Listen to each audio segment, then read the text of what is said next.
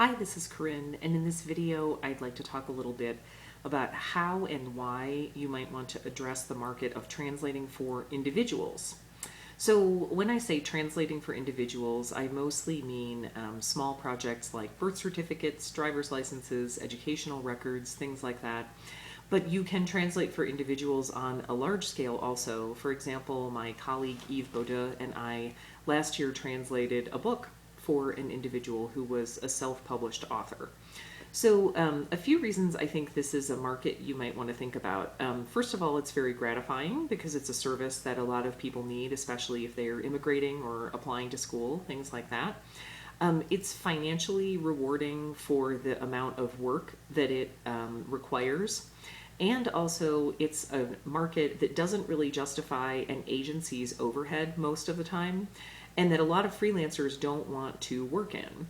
So for example, I charge $75 a page for official document translations, and then $25 for a certificate of accuracy if the person needs one, which most times people do.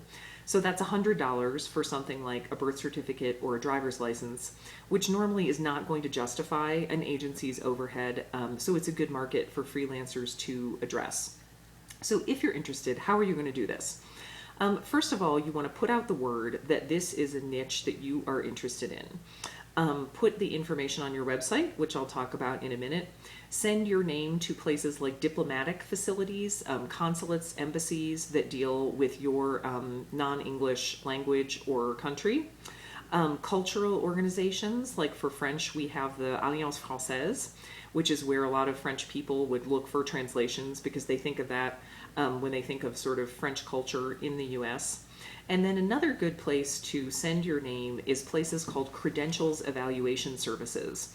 So this is, for example, if someone went to medical school in another country and now they want to try to sit for the medical boards in the US, they have to go through a credentials evaluation service to get all of their educational records assessed, and that involves a lot of translations. So if you're going to do this, in order to make it worth your time, you need to have a very streamlined process. So have a template email that you customize for each person who contacts you. So the person emails you and says, you know, I need my university transcripts translated. You don't want to be creating a custom quote for that. You want a template email that you just customize for each person. And you want to have that information on your web page so you could just direct people there if you wanted to. So if you go to my website, translatewrite.com, and write is spelled like write with a pen, W-R-I-T-E. And then if you click services and certified translations, you'll see the web page that I have, and you can even reuse that for your own purposes if you want to. It's very critical to make your individual clients pay in advance. That's a huge reason why a lot of translators don't address the individual client market, is because they're afraid people won't pay, which is a legitimate fear. So the solution is everyone pays in advance and you don't do the translation until they pay. So I prefer PayPal because then I have the person's money immediately, but I do also take checks. But the bottom line is I don't do the translation until I have their money. If you wanted to, you could also create some templates for common documents. For example, let's say a driver's license.